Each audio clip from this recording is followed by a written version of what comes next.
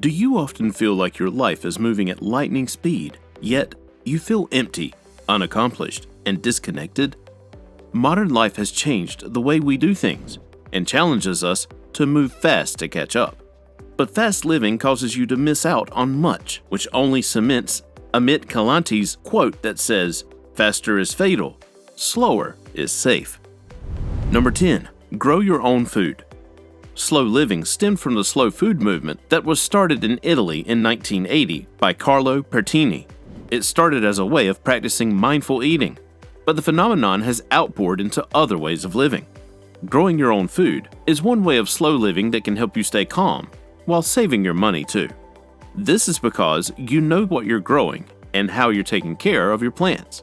For example, a bunch of 12 to 14 pieces of radish sells at $1.28 at Walmart, while a packet of 100 plus radish seeds sells at $2.29. Even if 20 radish seeds don't grow, you have 80 seeds that will grow beautiful salad greens. If you decide to buy 80 pieces of radish at Walmart, you'd spend about $9. Growing your own food is healthier because you also know the kind of chemicals you're using and know which ones are dangerous and which ones are consumer friendly. Buying food at the grocery store is convenient, but if you don't know how it's grown, it could be hazardous to your health, which would require a lot of money to treat. Taking care of your garden, whether a windowsill, backyard, or massive garden, is also a natural stress reliever, which helps you keep calm when your mind is in chaos. Who knew getting your hands dirty could be so therapeutic? Number 9. Practice slow parenting.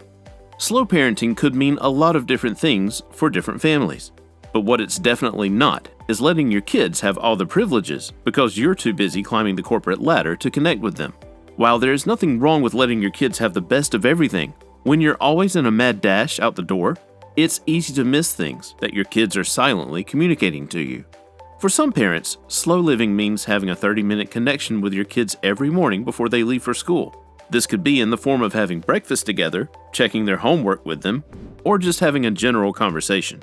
For other parents, slow living means homeschooling your kids, while for others, it means spending quality evening time with them. All these ways of slow parenting help families connect and bond, which improves peace and calm in the house.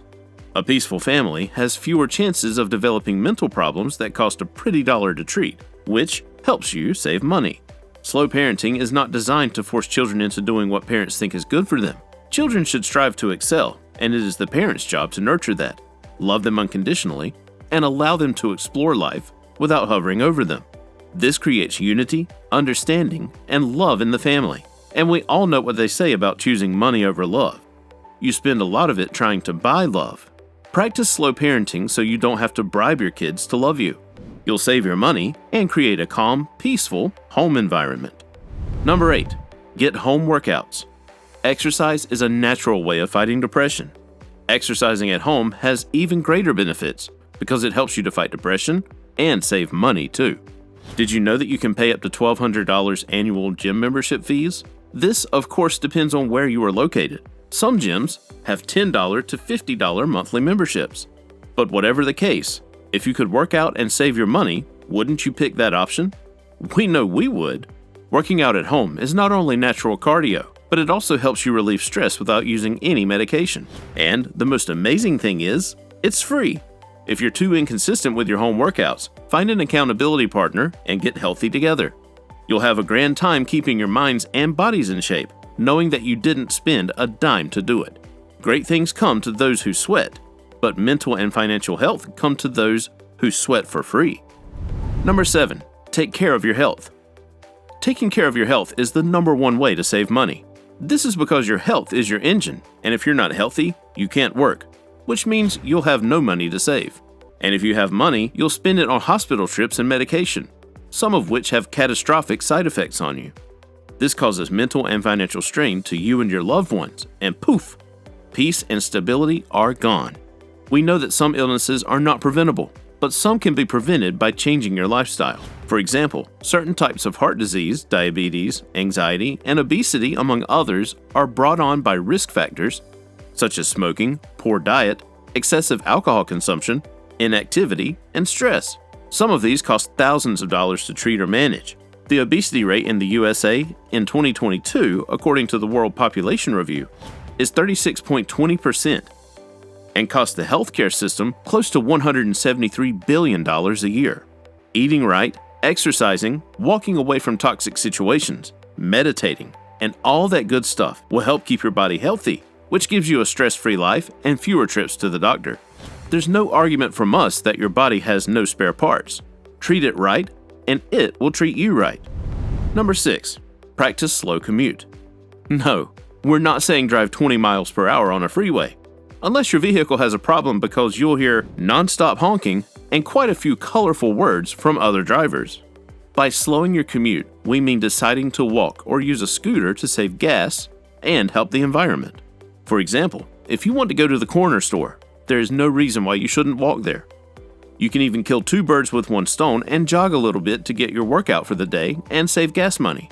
Slowing your commute gives you time to clear your head, which helps you to stay calm. If you don't feel like walking, you can use a scooter, skateboard, or a bike. You'll still get to your destination and will have worked out and saved money. Number 5. Cut back on consumption. Everyone has limits. You just have to learn what your own limits are and deal with them accordingly. Nolan Ryan. That's exactly right. If you do too much of something, it becomes a hazard.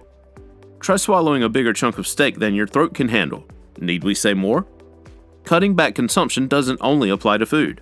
It also applies to other areas of your life, such as shopping, social media, giving too much time to people that don't deserve it, energy, and so on. For example, if you love the bottle, you probably pass by the bar a few days a week after work to catch up with friends.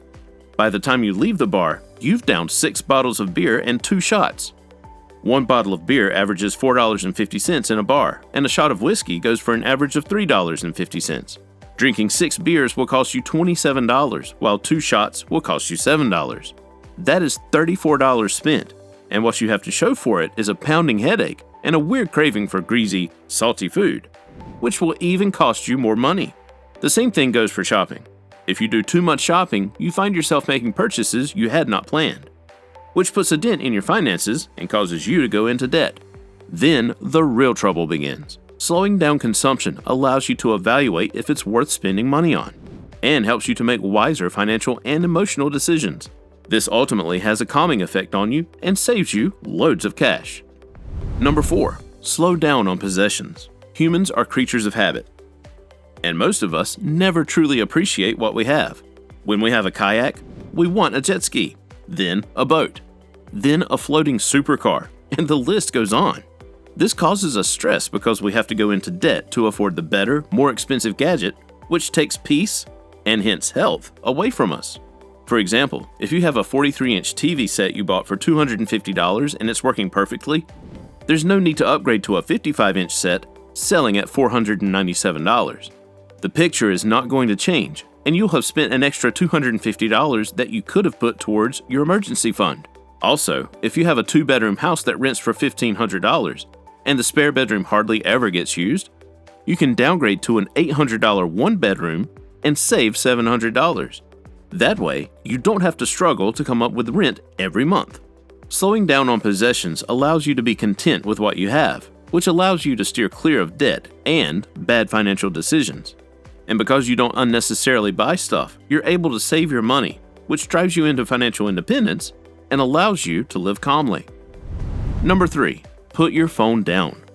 Are you on WhatsApp, Facebook, Twitter, Insta, TikTok, and maybe even others that we can't mention? You're smiling because you know you got all kinds of apps on your phone, and once you pick it up, you decide to go selectively deaf to everything else around you. But that is the wrong approach to getting peace of mind or saving your money. For example, there are mobile streaming services such as Netflix. Whether you're using your home Netflix service or your mobile, you spend money on it because you have to subscribe to the service, right? Not only does your phone cost you money in expensive mobile plans, but it also makes you detached from your friends and family. It can also be costly in terms of injuries you may sustain from texting while driving or walking. Instead of detaching from friends and family, detach from your phone and pay attention to everything around you. Put it down and take a stroll. You'll have saved your battery from too much consumption, saved data, or stopped yourself from making an impulse purchase. This helps you save money and allows you to have real-life interactions with other people. Number 2. Slow your spending. We know that Starbucks Mocha Frappuccino before you get to work wins your whole heart.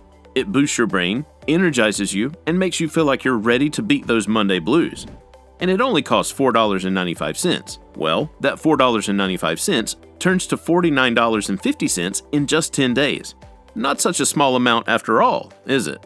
These small amounts we take for granted always turn into big bucks in a short time. For example, if you invite your friends over for pizza and you're allergic to gluten, you'll want gluten-free pizza crust, right? A small gluten-free crusted pizza at Domino's goes for $8.99 on top of other amounts you're to spend on your friends' pizzas. You waste money on unhealthy foods, which brings health problems that cost you more to treat. They say laughter is medicine for the soul, and if you want to hang out with your friends, laugh your hearts out and still slow your spending. You can host a potluck where each visitor carries the foodstuff of their choice. You'll have spent minimal dollars and will have plenty to eat and drink. To echo Dave Liniger's words, to be successful, you can't show up to the potluck with just a fork. Before we get into number 1, make sure to check out the links in the description for our best recommendations to boost your savings. Number 1, learn to say no and mean it. We all have a Jiminy Cricket that keeps bugging us when we know we should do something but we're not doing it. If you do, then you know how hard it is to say no to someone. That look of disappointment in their eyes is enough to threaten your very resolve. But practicing slow living doesn't mean letting people walk all over you. You have to know when to walk away from certain situations. Be a good sport and answer this. If you lent $2,000 to your friend 9 months ago and they haven't paid you back, then they come and ask you for $5,000, would you give it to them? Our take: if they haven't paid you back in the smaller amount, what makes you think they'll honor the deal and pay the bigger amount? But hey, that's just our opinion. Learning to say no and sticking to it may make you feel like you have an icebox where your heart is supposed to be. But remember that the only person who will be disadvantaged is you. You'll lose your ability to live calmly and lose your money too. A true person may not be happy you said no, but they will respect you for it. Make sure to check out the next video. You're going to get a ton of value from this one. See you there.